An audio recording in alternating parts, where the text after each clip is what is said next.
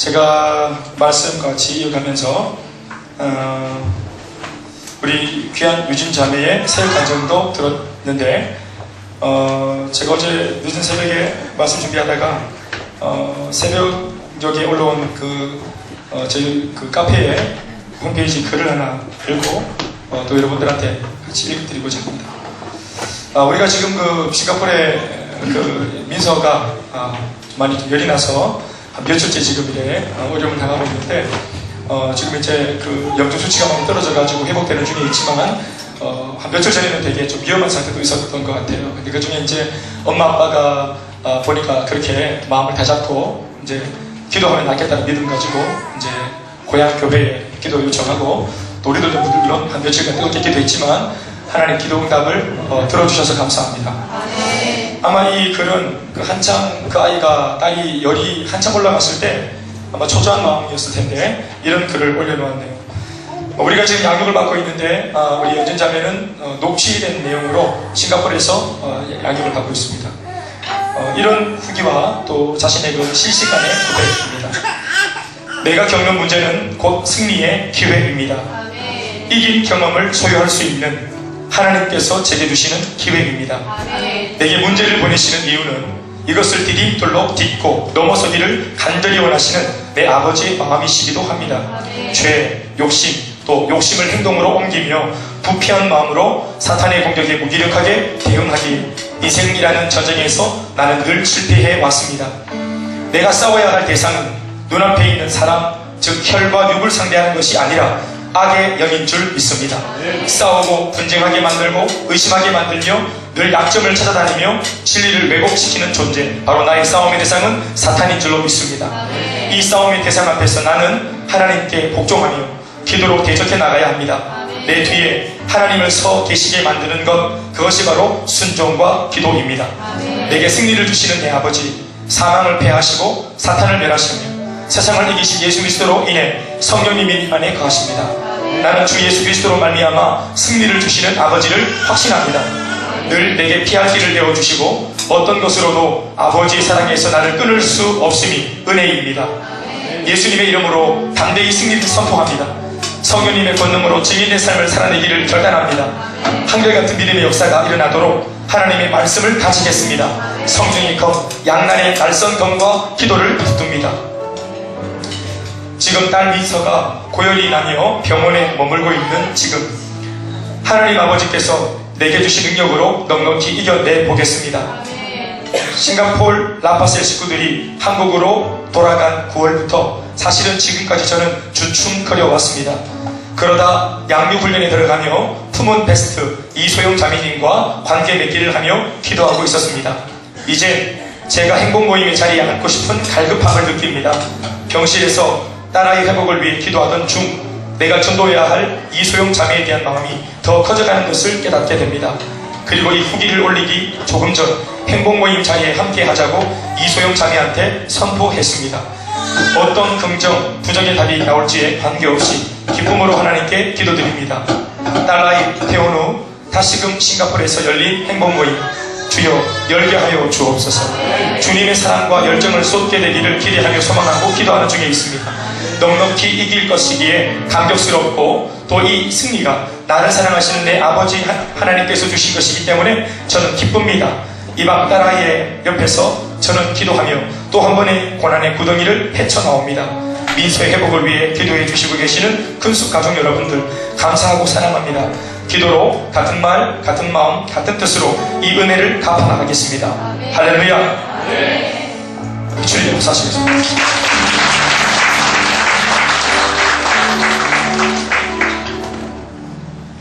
굳이 읽어드린 이유는 딸아이가 이게 염증이 이제 때문에 고열이 심각해져서 여러분들도 뭐 다 들어서 우리가 기도했지만 좀 생각보다 많이 아팠던 것 같고 그리고 현지 병원에서도 좀 심각하게 얘기를 했던 것 같습니다. 그러니까 그런 말을 들으면 제일 먼저 엄마 아빠가 얼마나 심장이 그냥 오그라들겠어요. 간이 막 내려앉지 않겠어요. 내가 아픈 것보다 아마 더 아플 텐데 이 자매의 고백을 보니까 그런 순간에 자기가 열나서 지금 막 어려운 가운데 있는 딸아이를 보면서 복음을 전하고자 하는 열망에 더 사로잡히는 자신을 보고 있다 하는 겁니다. 그래서 이웃 하고 있는 그 이소영 자매한테 내가 복음을 더 전해야 되겠다. 그리고 아마 어린 딸아이를 놓고 마음이 아픈 나의 마음처럼 이 복음이 없는 이소영 자매를 놓고 보시는 아버지의 마음이 이와 같지 않겠는가. 그런 마음을 아마 이 분이 가지신 것 같습니다. 그러니까 참 쉽지 않은 그런 깨달음이라고 생각합니다. 내 나이가 아픈데 내 문제가 있는데 그 문제 속에서 객관적인 눈을 가지고 영적인 눈을 가지고 내 문제를 뛰어넘어서 다른 사람의 문제를 볼 수 있다는 것은 참 꽤 대단한 일인 것 같아요. 여러분 동의하십니까? 네. 여러분 우리가 이렇게 살았던 예수님, 한평생을 이렇게 살았던 바울 우리가 잘 알고 있습니다. 그래서 그들의 그 쉽지 않은 범상치 않은 삶을 우리가 들여다보면서 때로는 감격하고 때로는 우리가 박수하고 때로는 도전도 받고 그렇게 하는 것 같습니다. 사랑하는 여러분, 문제 없는 사람이 어디 있고 고난 없는 사람이 어디 있고 고민이 없는 사람이 어디 있겠습니까? 그러나 하나님께서 고난 속에 질퍽거리는 우리들한테 언제나 하나님은 동일하게 말씀하세요. 우리도 지금 사랑받고 싶은데도 주님은 하시는 말씀이 사랑해라. 우리도 지금 격려받고 싶은데 주님의 말씀은 격려해라. 우리도 좀 이렇게 좀 다독임을 받고 싶은데 옆에 있는 사람을 다독거려라. 이런 말씀들로 항상 우리들 앞에 찾아오세요. 나도 우리는 하고 싶은데 주님은 항상 네가 줘라. 오늘 말씀에도 적혀있지만 줘라. 주는 것이 받는 것보다 복이 있다. 이걸 끊임없이 우리들한테 삶 속에서 가르치시는 것 같아요. 할렐루야. 그러니까 진짜로 복 받는 것은 우리가 하나님의 그런 복을 받아서 복 받는 게 아니고 우리 하나님이 주신 그 복으로 다른 사람에게 이 복을 나누어 줌으로 그 복이 더 커지는 이 복. 그러니까 진짜로 잘 되는 삶으로 주님이 우리를 인도하는 것 같아요. 믿습니까 여러분? 예. 지금 내 목구멍에 포도청이다. 내 발등에 불 떨어졌다. 이것이 이제 우리가 인본주의적인 발상이라 한다면 끊임없이 신본주의적인 주님의 입장은 줘라. 네가 세워줘라. 네가 붙들어줘라. 사랑해줘라. 믿습니까 여러분? 원수를 사랑해라. 나를 저주하는 자를 위해서 기도해줘라. 핍박하는 자를 위해서 기도해줘라. 오른쪽 뺨을 때리면 왼쪽 뺨을 대줘라. 겉옷을 같이 입고자 하는 자에게 속옷도 내줘라.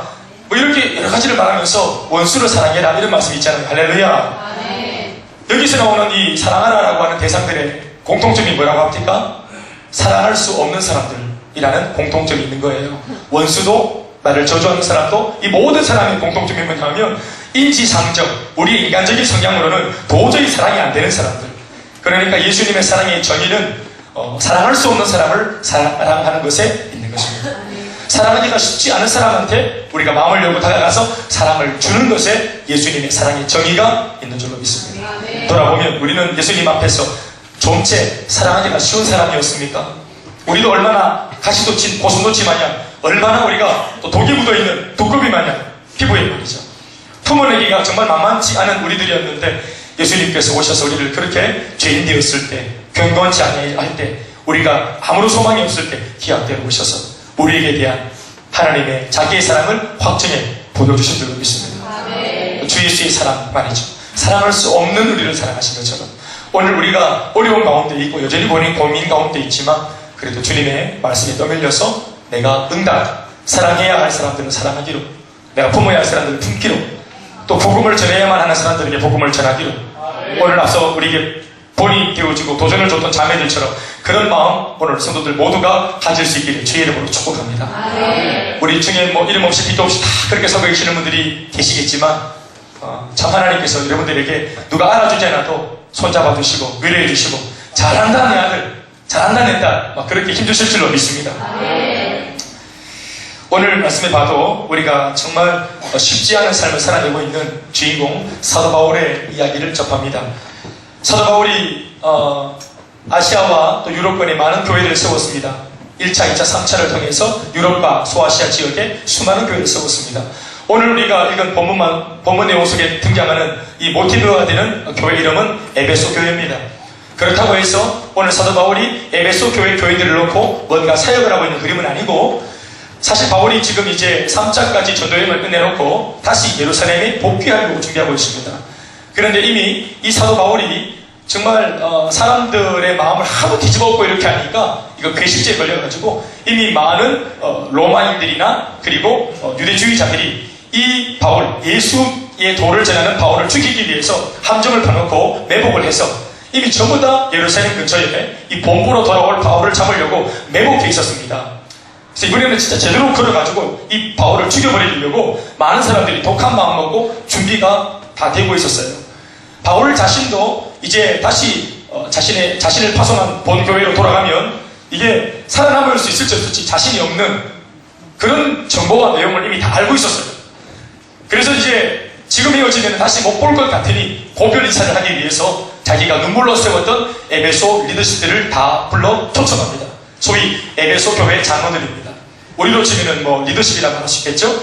그걸 세리들을 다 부르는 거예요. 그래서 이제 다시는 이제 보지 못할 길을 떠날 수도 있으니까 참 또 인간적인 정이 또 책임지라 그들에게 사랑을 나누고 또 정을 나누고 무엇보다 스승이 자신의 부재를 통해서 이 에베소 교회가 결단코 흔들리지 않도록 주님의 교회가 스승의 부재 중에 더욱 든든히 서갈 수 있도록 바울이 그들을 잡아주고자 했던 것입니다. 할렐루야.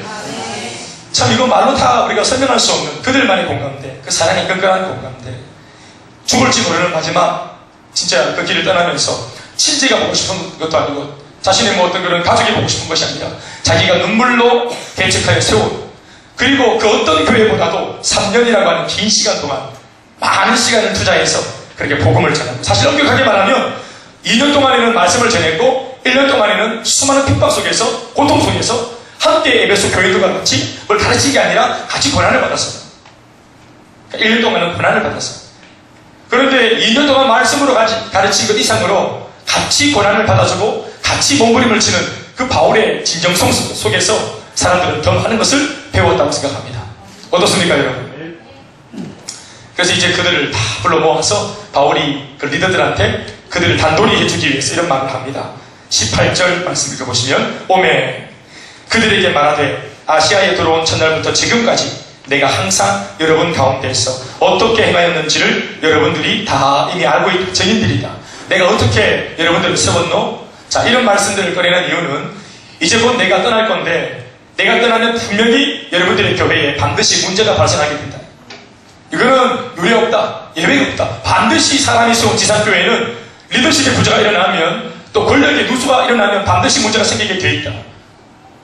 그러니까 여러분들이 내가 부재된 이후에 반드시 리더들로서 마음을 단돌이 해서 흔들릴 수 있는 형제들을 붙잡아주고 이 교회를 끝까지 잡아내서 주님 앞에 영광 돌리는, 그리고 사명을 다하는 건강한 교회를 꼭 지켜달라고, 그렇게 교회를 세워달라고 당부를 하고 싶었던 것입니다.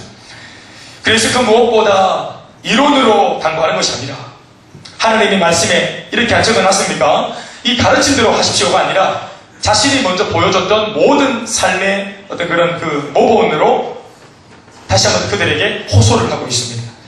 바울이 말합니다. 내가 여러분들 앞에 나와서 여러분들이 증인인데 내가 어떻게 여러분들을 섬겼는지, 내가 어떻게 여러분들의 교회를 사랑하고 세웠는지 여러분들이 다 증인입니다. 그러니 여러분들이 내가 했던 대로 그렇게 교회를 책임지고 품어주고 기도하고 세워가면 결단코 악한 사탄밖에 영적 어둠의 권세가 주님의 몸된 교회를 틈타지 못할 것이라고 믿는다고 그들을 권면하고 있는 거예요. 첫 번째, 바울이 그들에게 모본으로 말하고 있는 자신의 달려왔던 길, 자신이 어떤 길을 달려왔던가. 첫 번째는 바로 겸손의 모습으로 달려온 길입니다. 바울이 어떤 마음으로 그들에게 사역을 했습니까? 안다 그래서, 내가 다 안다 그래서, 똑똑하다 그래서, 은혜를 많이 받은 나는 퍼주는 사람, 공급자라 그래서 그들 가운데 윽박 지르고 그들 가운데 막 호통을 하고 호통을 치고 그들 가운데 막 이렇게 막 그냥 강압적으로 말씀을 퍼먹인 것이 아니라 그들 가운데 그가 말씀을 전하고 마치 우리가 갈비살 고기를 우리가 칼로 정말 살을 여며가지고 거기에 우리가 왜 양념을 착 발라낼 때 거기서 이제 포를 떠가지고 그 포 사이에 이 간장 양념이 잘 점여들도록 했던 것처럼 하나님의 말씀이 그들의 심령과 삶 속에 보다도 잘 점여들 수 있도록 사도 바울이 온 삶으로 그들에게 말씀을 전했던 것을 그들이 기억할 것입니다. 그렇게 하기 위해서 바울이 했던 첫 번째 작업이 뭐였냐 하면 겸손함으로 사역했던 것입니다. 여러분, 사도 바울의 사역의 태도와 정신을 한번 보십시다.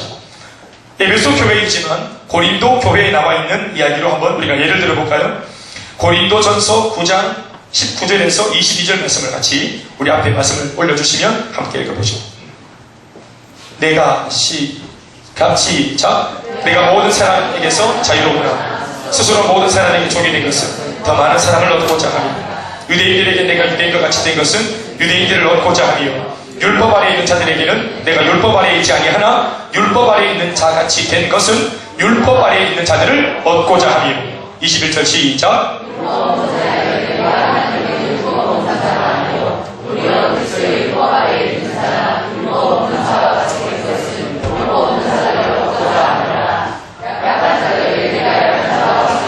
약한 자들을 얻고자 하며 내가 여러 사람에게 여러 모습이 된 것은 뭐라고요? 아무쪼록 몇 사람이라도 더 구원하고자 합니다. 아멘입니까? 사랑하는 여러분, 이것이 바로 신앙이 말하는 겸손입니다. 그냥 밑도 끝도 없이 자기를 낮추는 것이 겸손이 아니고 확실한 뚜렷한 명확한 목적을 위해서 내가 전략적으로 그들을 위해서 내가 낮추는 것을 말합니다. 그리고 나를 낮출 뿐만 아니라 내가 낮출 뿐만 아니라 적극적으로는 그들을 높이고 그들을 섬기고 그들을 위하고 그들을 배려하는 삶까지 나가는 적극적인 태도가 같이 가미되어질 때 이것이 하나님이 말씀하시는 겸손인 것입니다. 그리고 조국에 있는 그 겸손을 통해서 무엇을 얻고자 하는 것입니까? 몇 사람이라도 더 구원을 하기 위한 그 방편의 도구로 쓰여지는 것이 바로 겸손인 줄로 믿습니다. 여러분, 진짜 우리가 겸손해야 되는데 내 가진 것이 없고 내게 원래 능이 없고 내가 원래 쪼다갔고 내 인생에 원래 볼품이 없고 내가 아무런 능력이 없고 무능해서 남들이 짓누르니까 짓눌리는 거, 남들이 막 누르니까 막 내가 눌려지는 거, 내가 막 남들이 엎으니까 엎어지는 거. 사랑하는 여러분, 내 안에 아무런 능이 없고 내 안에 아무런 확신이 없어가지고 짓눌리는 삶은 이건 겸손이 아니라 온유가 아니라 이것은 굴욕입니다. 그러나 하나님께서 우리 가운데 인생의 모든 문제를 해결하시는 복음을 주셨지 않습니까? 성령의 충만함과 권능을 주셨지 않습니까? 약속의 말씀을 주셨지 않습니까? 우리가 다 가진 사람이, 복음을 가진 사람은 다 가진 사람입니다. 인생의 정답을 가진 사람입니다. 그렇죠? 이 복음이 개인도 가정도 가문도 민족도 열방도 다 회복시키는 복음이 아니겠습니까? 믿습니까? 이 복음은 강력한 하나님의 능력이 된다고 사도 바울이 로마서 1장 16절 말씀에도 말하지 않았습니까? 모든 믿는 자들에게 구원해 주시는 하나님의 뭐라고요? 능력이다. 뭐가? 복음이. 그러니까 복음이 보합니다. 보합니다. 복음을 가지면 다 가진 것입니다. 그러니까 이 복음을 가지고 있어 우리가 이 복음을 전하기 위해서, 그리고 전할 때 내가 전하는 이 복음이면 당신의 가정이 반드시 회복될 수 있다고 하는 확신이 있기 때문에 우리가 잠시 겸손한 거, 잠시 눌리는 거, 잠시 모욕당하는 거, 이것은 우리에게 고통이 아닌 줄로 믿습니다. 여러분, 우리 속에 유대인과 같이 된 이유가 뭐냐? 유대인을 구원하기 위함이고 율법을 강조하는 사람들처럼 내가 율법적으로 완전한 삶을 살아내어서 흠잡을 것이 없도록 살아낸 이유가 뭐냐? 율법을 강조하는 사람들을 뭐하기 위해서? 구원하려면 내가 흠이 있어야 돼, 없어야 돼? 흠이 없어야 되잖아. 그래서 내가 더 경건하고 더 근면하고 더 성실하고 직장생활 더 열심히 하고. 같이 아멘 합시다. 또 가정의 화목을 내가 더 유발시키고 일으키고 나의 그런 어떤 좀 이렇게 뾰족한 성격들이나 소품들 이런 것들도 내가 사역을 위해서 복음을 위해서 내가 다루고 가고. 할렐루야. 말하면 되지가 아니라 주님의 복음을 제대로 전하기 위해서는 끊임없이 깎아가고 다듬어가는 저와 여러분들입니다. 할렐루야. 그리고 율법이 없는 자들에게는 또 율법이 있다 그래서 내가 잘났다고 모지해 주는 것이 아니라 전혀 하나님의 도를 모르는 사람들 앞에서는 내가 기꺼이 또 그들처럼 서로 같이 찾아가서 손잡아주고 눈높이를 맞춰주고. 할렐루야. 율법 없는 자들에게 율법 없는 자와 같이 된 것은 또 뭡니까? 이유가 뭐예요? 또 그들을 뭐하기 위해서입니까? 당신 말씀하신 뭐죠? 그들을 구원하기 위해서. 약한 자들에게 바울이 약해진 까닭은 뭡니까? 그들을 구원하기 위해서. 믿습니까? 여러 사람에게 내가 여러 모습이 된 것은, 그러니까 사도 바울이 무슨 인격이 다중이도 아니고 이랬다 저랬다 왔다 갔다 계속 사람이 다른 거예요. 내가 만난 바울이 다르고 어제 네가 만난 바울이 다르고 오늘 내가 만나는 바울이 다른 겁니다. 이게 막 카멜레온처럼 막 생색이 자꾸 바뀌는데 이 사람이 무슨 다중인격이라서 그런 게 아니고 그 모든 다양한 사람들을 다 뭐하기 위해서입니까? 살리기 위해서. 믿습니까? 구원하기 위해서 이것입니다. 여러분, 이것을 좋지 못하게 보면 그 사람 기생이네. 어떻게 사람들 입맛대로 다 맞춰주는 할 수 있겠지만 자기가 세상에서 성공하기 위해서 로비하고 또 사람들 적대하면서 내가 그 사람이 원하는 사람을 맞춰주는 것이 아니라 내 필요를 위해서 얻기 위해서 맞춰주는 그런 것이 개념이 아니라 살리기 위해서. 여러분, 내 자존심은 10원짜리 동전만도 못하다고 생각하는 것입니다. 그가 나를 어떻게 생각할지라도 내 자존심을 다 팔아먹어도 아무런 상관이 없다고 말하는 것입니다. 믿습니까 여러분?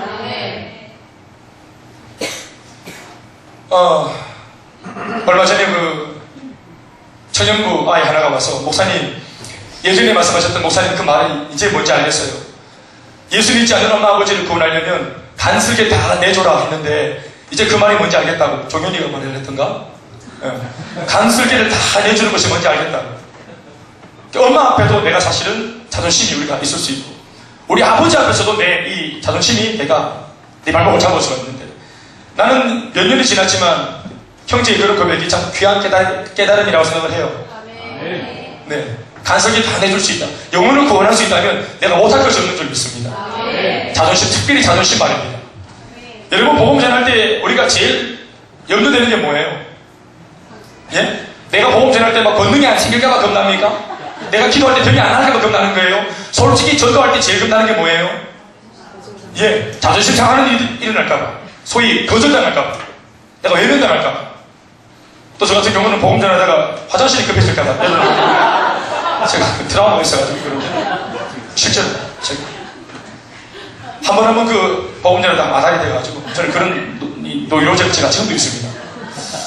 그러나 뭐 한 번씩 거절당해봤던 사람들은 또 거절당할까 싶은 그런 노이로제가 있지 않겠습니까?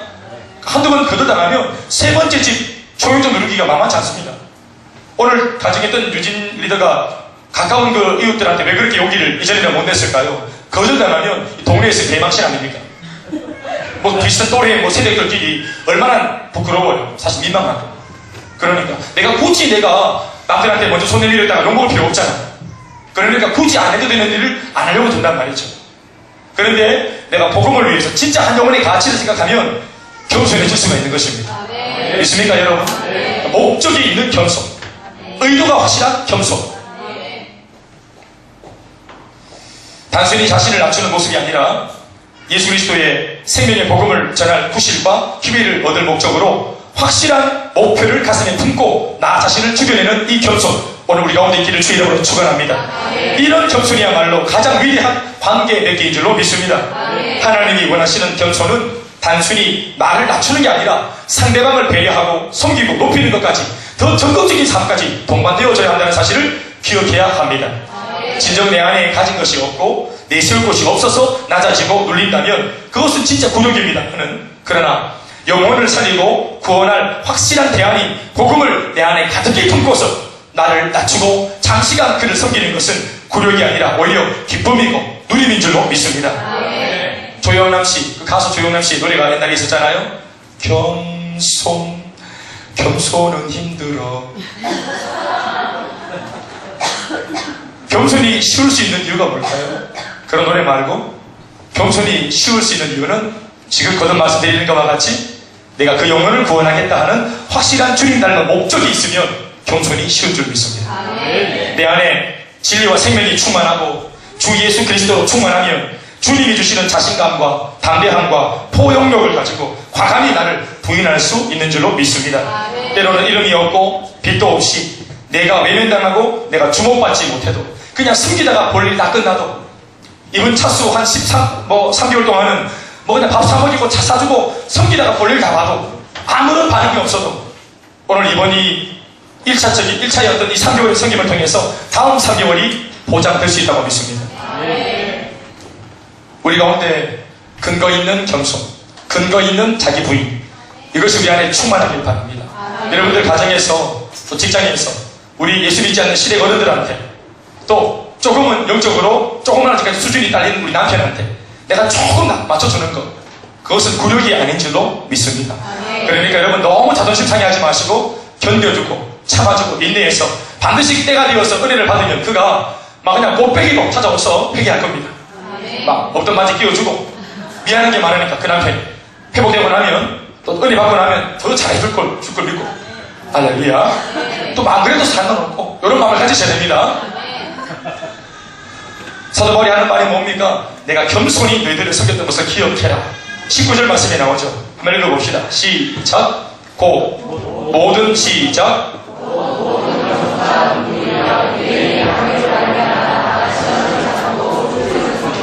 첫 번째는 겸손히 그들을 섬겼다는 것입니다.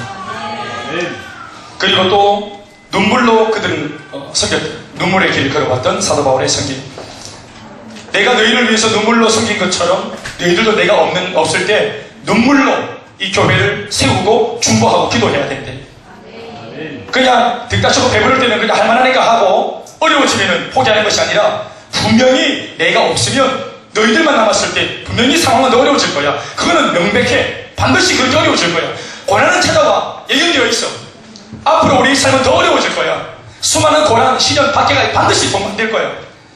물론 내가 있어서 도와주면 좋겠거니와 내가 없을 때 너희들이 결단코 포기하지 말고 또 고난 만날 때 이상한 일을 만나는 것처럼 너무 그렇게 어려워하지 말고 너희들이 눈물로 기도하면 반드시 주님이 고통을 주시고 은혜를 주셔서 눈물이 길을 내는 줄 믿고 아멘입니까? 무엇이 길을 낸다고요? 눈물이 길을 내는 줄로 믿습니까? 사랑하는 여러분, 영적인 세계에서 눈물 없이 되어지는 일은 단 하나도 없습니다. 신앙생활에서 우리가 진짜 하나님으로부터 무언가를 바라고 원한다면 눈물 없이 되어지는 일이 아무것도 없습니다. 아멘 하시죠. 주님을 사랑하는 마음과 그 주님의 심장을 소유하면 눈물이 나죠. 예수님의 심장을 딱 가지면 그분이 나를 어떻게 사랑했는지를 딱 묵상하면 그래서 내가 막 성장하고 성숙하라치면 눈물을 통해서 우리가 살아가게 되는 겁니다. 주님이 나를 사람 만들려고 주님이 나를 작가선에 있는 성도 하나 만들려고 얼마나 많은 희생과 눈물을 쏟았는가. 그가 육체에 계실 때 그도 심한 통곡과 눈물로 기도의 응답을 받았다고 하지 않았습니다. 히브리서 5장 7절 말씀. 예수님은 기도를 받으시는 분인데 그분이 기도의 본을 보여주기 위해서 우리를 위해 축복 기도할 때 심한 통곡과 눈물을 드렸다고 말한다면 우리는 어떻게 기도해야 되겠습니까, 여러분? 할렐루야. 눈물 없이 성장이 없습니다. 눈물 없이 열매가 없습니다. 또한 과거 나와 같은 복음이 없어 불행한 삶을 살고 있는 지옥의 불거덩이 속에 들어가고 있는 그 영혼들이 진짜로 가련하다는 사실을 진짜 우리가 체감하면 우리 안에 눈물이 없을 수 없는 겁니다. 또 주님의 마음으로 그 죄인들을 위해서 기도하면 아무리 예수의 사랑을 전해도 알아듣지 못하고 외면하고 강박하고 나는 귀찮게 하지 말라면서 끝끝내 마음의 문을 닫고 있는 지금 내가 주려고 하는 이 복음이 얼마나 가치 높은지를 알아먹지 못해 끝까지 거절하는 그 사람들을 볼 때 여러분 이건 말이 안 되니까 눈물이 나지 않습니까? 영주에 시골 그 꼴짝이 복음을 전하러 갔을 때 그 길가에서 오늘 밤에 그 초청잔치를 하면서 우리가 청년들이 낮에 다니면서 농활 하고 길거리마다 경운기에 올라타서 뒤에서 또 할아버지 등 뒤에다가 복음을 전하고 고추 말리는 할머니 이렇게 돼서 고추같이 이렇게 뭐 어떻게 말할지도 모르면서 그냥 같이 뭐 주물거리면서 복음 전하고 전혀 도움이 안 되는 거 있죠. 그런데 그렇게 어설프게 복음을 전하면서도 할머니 할아버지 밤으로 한번 집회를 초청해서 모셔보려고 애를 썼던 기억이 있어요. 20대 때 우리가 전 대학교에서 어떤 기회에서 제가 이제 그 20살 때 그 새내기 때죠. 91년도쯤 돼요. 복음을 막 전하고 형님들하고 같이 복음을 전하는데 뭐 8년차 형님들 또 7년차 형님들하고 같이 복음을 전하는데 저는 이제 동생이니까 대현이는 이제 대학교 막내니까 형들 하는 걸 잘 못 따라다니라고 또 누나들 따라다니고 제가 그랬어요. 따라다니면서 형들 누나들 전하는데 뭐 그렇게 이제 복음을 전하는 걸 보니까 참 마음이 막 감동도 되고 도전도 받아요.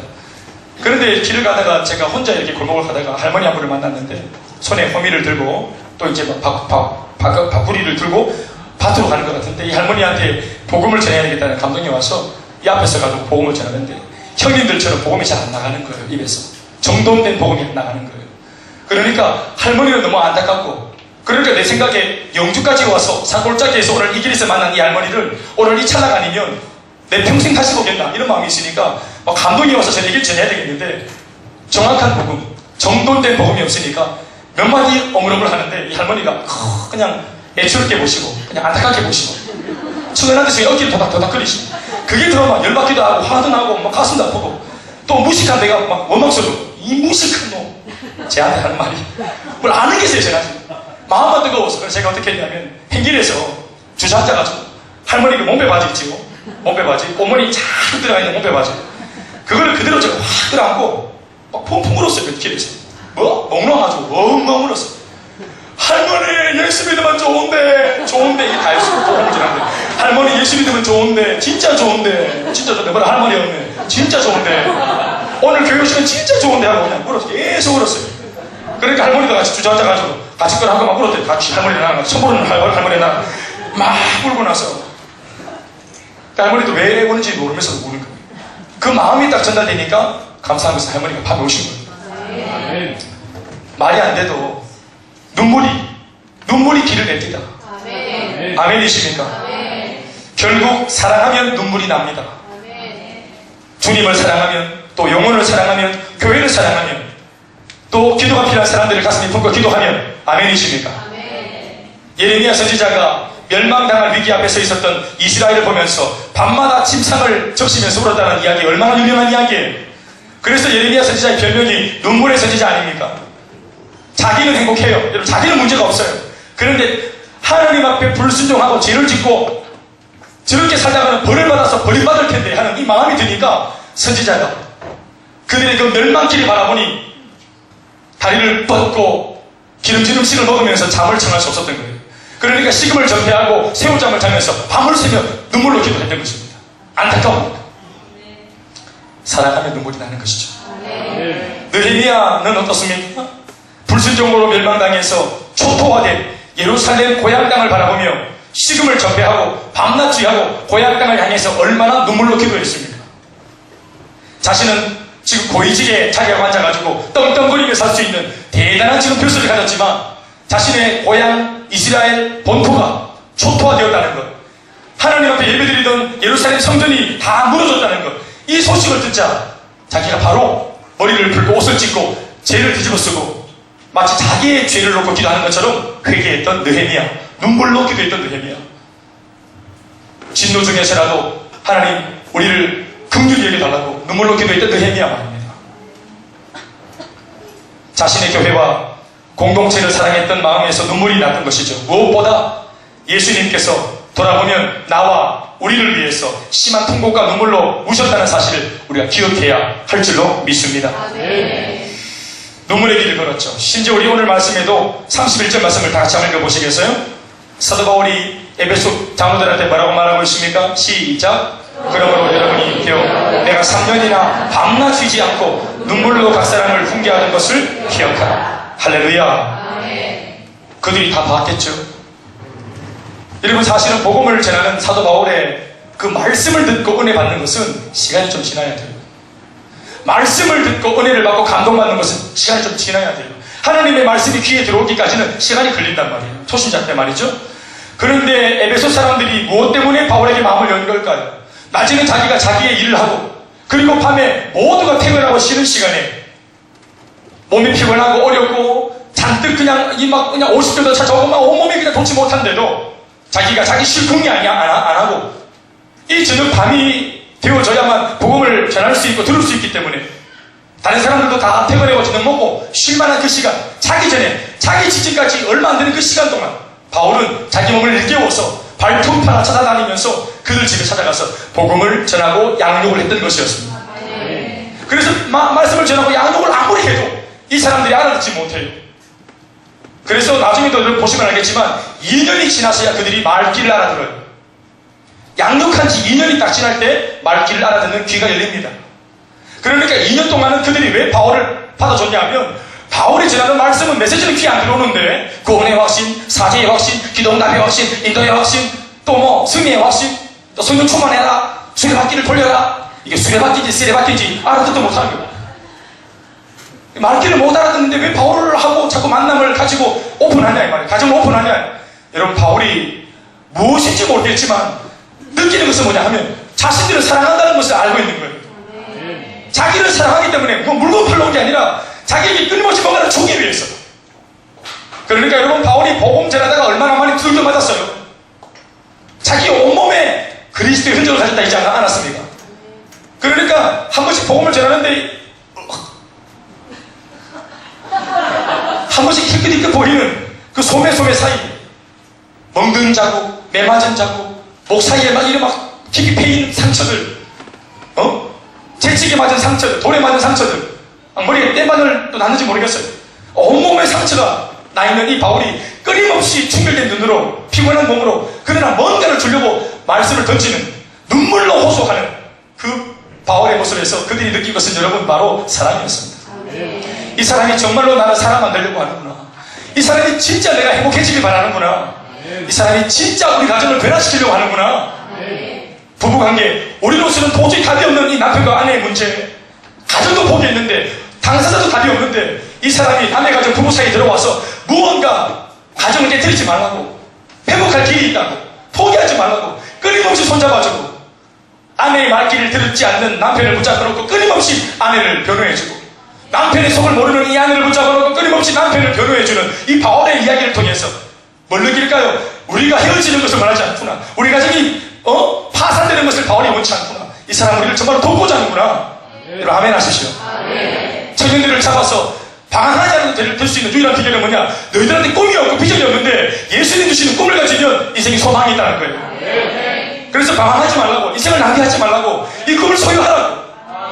낭비하는 인생이 아니라 이 어릴 때부터, 젊을 때부터, 이 피가 끓는 청춘일 때부터 어디를 향해서 생명을 걸고 살아야 하는지에 대해서 바울은 가르쳐주고 싶었던 것입니다. 그러니까 여러분 무슨 말인지 모르겠지만 바울로부터 전해지는 그 메시지 너머에 있는 메시저의 의도, 메시저의 중심, 그것이 사랑이라는 것을 아무도 부인하지 못하는 것입니다. 바울이 말합니다. 내가 3년이나 밤낮 쉬지 않았다는 겁니다. 밤으로 낮으로, 그러니까 오전밤 밤밤 있었던 것 같습니다. 양육밤 밤낮으로 쉬지 않고 눈물로 각 사람을 훈계했다. 여러분 훈계라고 하는 것은 이거는 엄히 가르쳐서 바로 잡는다는 말인데요, 여러분 자신의 성도들을 엄히 가르쳐서 바로 잡을 때에 그것이 피도 눈물도 없는 엄격한 무슨 사감 같은 느낌이 들겠지만, 사도 바울은 그 말을 전하기 위해 주님의 시장으로 피눈물을 쏟으며 울며 이 말씀을 전했을 겁니다. 그것이 사람을 살리는 비결이니까 말이에요. 아멘이십니까? 인간적으로는 손잡아줄 수 있고 달래줄 수 있고 그냥 등을 밀어줄 수 있고 지지해줄 수 있지만, 하나님의 마음이 그것이 아니라고 할 때에 때로는 듣기에는 좀 부담스러운 말씀이지만 그 말씀을 눈물로 훈계할 수밖에 없었던 바울의 마음을 여러분들이 공감할 수 있기를 주의 이름으로 축원합니다. 그래야 이 에베소 사람들은 바로 돌아올 수 있었던 사람이에요. 그만큼 에베소 사람들이 강력했기 때문에, 정욕이 충만했고 죄가 충만했기 때문에 이렇게 강하게 또 지속적으로 말씀을 전하지 않으면 그들은 돌이키지 못하는 사람들이에요. 왜 훈계가 강력했습니까? 그들이 강한 사람들이었기 때문에 그런 거예요. 왜 메시지가 강합니까? 그 사람들이, 말씀 듣는 그 성도들 한 사람 한 사람이 강하기 때문에 그런 겁니다. 에베소는 여러분 얼마나 타락한 도시였습니까? 여러분 아데미 신전이 있었습니다. 아데미 신전에 5만 명을 수용하는 예배당이에요. 거기에서 혼음을 하고 행음을 하고 남녀가 같이 음탕한 짓을 하고 또 동성끼리 음탕한 짓을 하면서 그렇게 예배를 드리는 이런 행음하는 자리, 이런 어떤 아데미 신상이 있었던 것, 그리고 그 아데미 신전 옆에서 신상을 조그맣게 조각을 만들어서 수많은 장인들이 손으로 한 땀 한 땀 아데미를 만들어가지고 사람들 호주머니에 마치 호신용, 이게 무슨 소신처럼 전부 다 이런 것들을 가지고 다녔어요. 열쇠고리처럼. 그것으로 그 사람들은 또 밥벌이하고. 그러니까 생업을 가진 사람들 중에 대체로 많은 사람들이 우상을 섬기는 사람, 우상을 만들어 파는 사람들이었어요. 도시 전체가 우상 덩어리였단 말이에요. 여러분 그 가운데서 복음을 전해서 교회를 세우려고 했으니까 여러분 2년 동안 옥박 코피를 쏟으면서 말씀을 전해야만 됐던 것이고, 도시가 강력했기 때문에 복음을 그렇게 전할 수밖에 없었던 거예요. 있습니까 여러분? 여러분들이 사도행전 19장 8절에서 10절 말씀을 보시겠습니까? 앞에 띄워주십시오. 사도행전 19장 8절 10절 말씀 다 같이 시작. 다 같이 읽어주세요. 시작.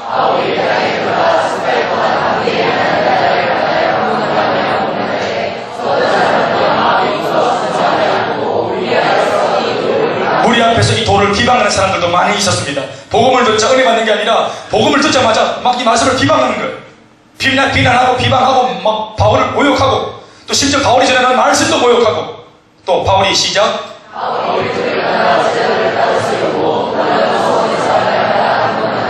특별히 그들 가운데 하려고 하는 사람들을 따로 떼어서 제자로 삼아 두란노 소문에서 날마다 그들을 가르치기를 얼마나 했습니까? 10절 시작. 두 해 동안 이같이 하니 아시아 사는 자는 유대인이나 헬라인이나 다 주의 말씀을 모아더라. 자, 가운데 건 띄버리고 10절 말씀에 두 해 동안 이같이 하니 주의 말씀을 듣더라. 시작. 두 해 동안 이같이 하니 다 주의 말씀을 듣더라. 2년 동안 이렇게 가르치고 쏟아부으니까 2년이 지나니까 겨우 사람들이 말씀을 모아더라.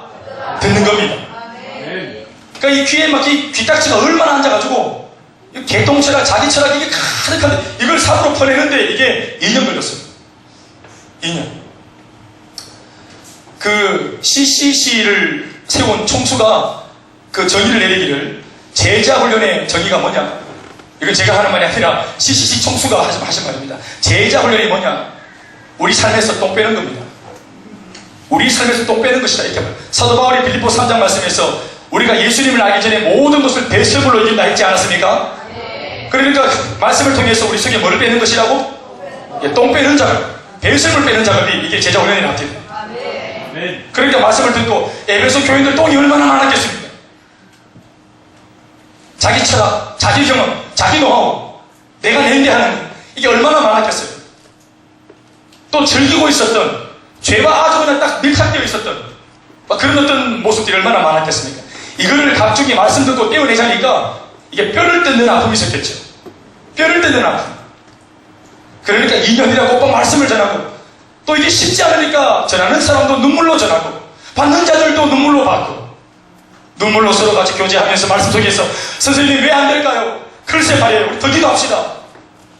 왜 나는 안 변할까요? 아니요, 좋은 날이 올 것입니다. 포기하지 말고 더 기도합시다. 서로 격려하며 붙잡아주며 그들이 끊임없이 말씀을 향해, 변화를 향해 뛰어오지 않겠습니까? 아멘. 사랑하는 여러분, 결국 그렇게 되었더니 에베소 교회가 보란듯이 반듯하게 세워진 줄로 믿습니다. 아멘. 눈물로 그렇게 사역을 했다는 거예요. 그러니까 바울의 말은 뭐예요? 내가 가고 난 뒤에도 여러분들이 주의 몸된 교회와 성도들을 놓고 눈물로 그들을 간과하고 붙잡아줘야 된다는 거예요. 아멘. 세 번째는 사도 바울이 고난의 길을 걸어왔습니다. 19절 말씀 보니까 곧 모든 겸손과 눈물이며 유대인의 강제로 말미암아 당한 시험을 참고 있습니다. 이 시험, 고난 말이죠. 이 시험을 참고 고난의 길을 걸으면서 하나님께 영광 돌리는 삶을 살아내고 또 그 교회를 세웠습니다. 먹고 살만하고 도와주는 사람들이 많이 있고 모두가 박수하는 가운데 에베소 교회를 세운 것이 아니라 수많은 사람들이 오해와 핀잔과 조롱 속에, 여러분 특별히 이 말씀을 들으세요. 2년 동안 말씀을 전했더니 변화가 없을 때는 방해도 안 받았어요. 무슨 말씀인지 알겠습니까? 교회에 있는 사람들이 바울이 말씀을 전했는데 이 에베소 교인들이 도드라지게 변화가 안 돼 있을 때는 핍박도 있었다 없었다? 핍박도 없었어요. 그들이 변화받고 성장하지 못했을 때는 핍박이 없었어요. 2년 동안 말씀을 못 알아듣고 있으니까. 그런데 2년이 지나고 말씀을 알아듣고 은혜 받고 변화받기 시작하고 삶에서 뭔가 영적인 변화가 막 일어나기 시작하니까 사탄이 눈을 딱 뜨는 겁니다.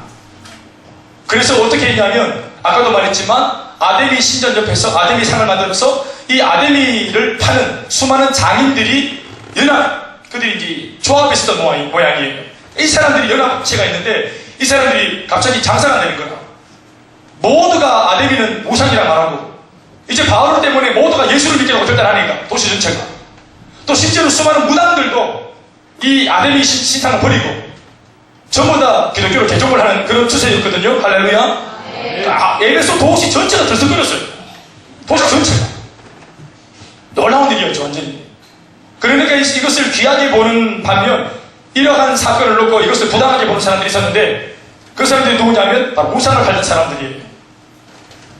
그 내용이 사도행전 19장 23절 이하에 나와 있는데 제가 좀 설명해 드린 내용이에요. 그래서 그 사람들이 바울을 죽여버리려고 바울을 잡아다가 극장으로 끌고 가서 공개적으로 바울을 이걸 모욕을 주고 또 린치를 가하기 위해서 그렇게 소동을 벌였다는 말입니다. 그러니까 그런 고통을 당한 그 기간이 나머지 뒤에 있는 1년이었습니다. 에베소 교인들이 말리고 또 피신해서 옮기고 또 바울이 붙잡히고 또 바울이 뭐 숨긴다고 숨어 있겠어요? 또 막 튀어나와서 또 복음을 전하고 또 그러고 또 잡혀가고. 그 에베소 교인들이 이거 좀 목사님 좀 말이다. 그것도 붙잡아 놓고 이것을 이 고난을 같이 성도들과 같이 1년을 같이 했다는 겁니다. 그렇게 하면서 성도들 마음속에 이 바울 선생님이 진짜로 복음을 위해서 살려고 하는 사람이구나. 이걸 많이 깨달았겠죠. 그 고난을 기억해라는 겁니다. 우리가 고난이 있고 환난이 있어도 결코 멈추지 않았던 그 걸음을 기억해라는 겁니다.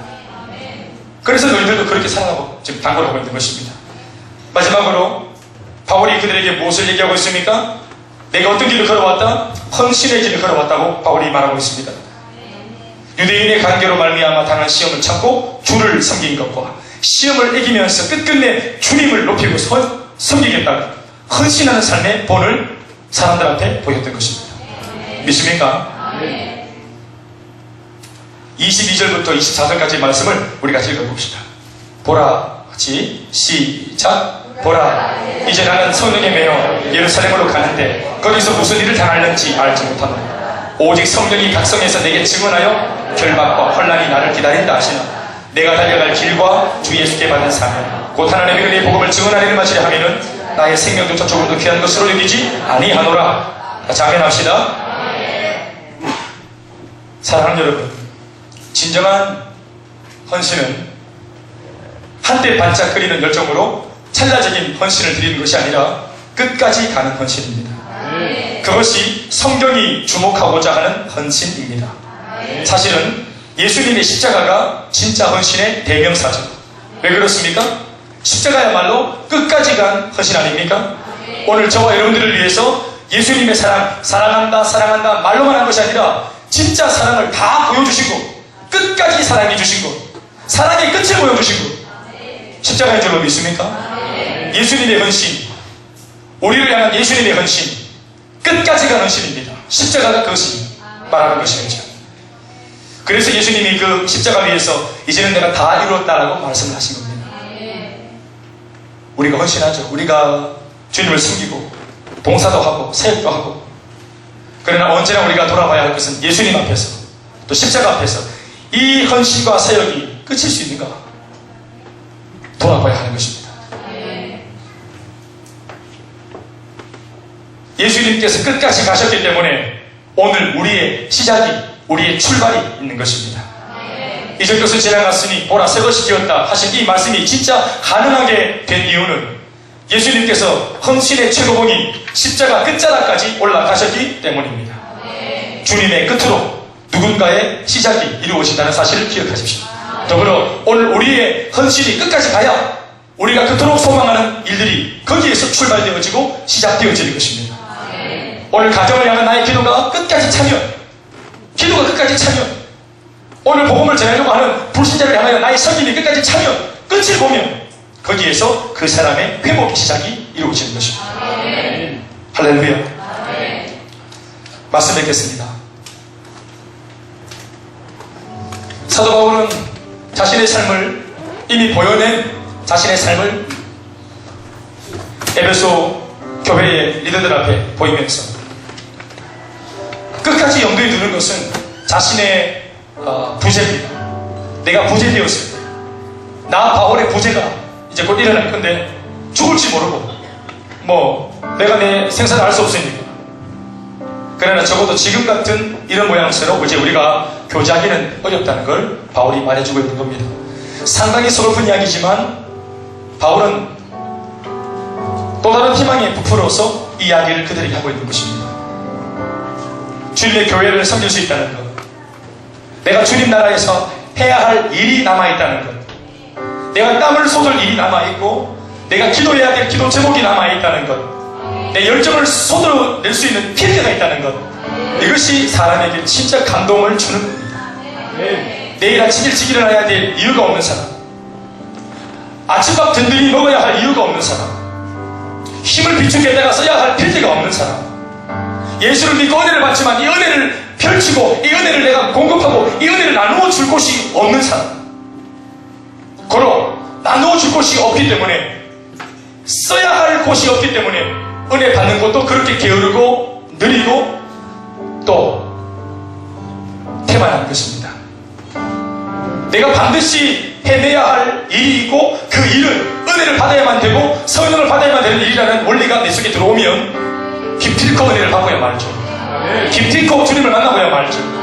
여러분 기도가 안 된다 못한다 이게 아니고 반드시 기도해서 은혜를 받아야만 돼요. 그럼요.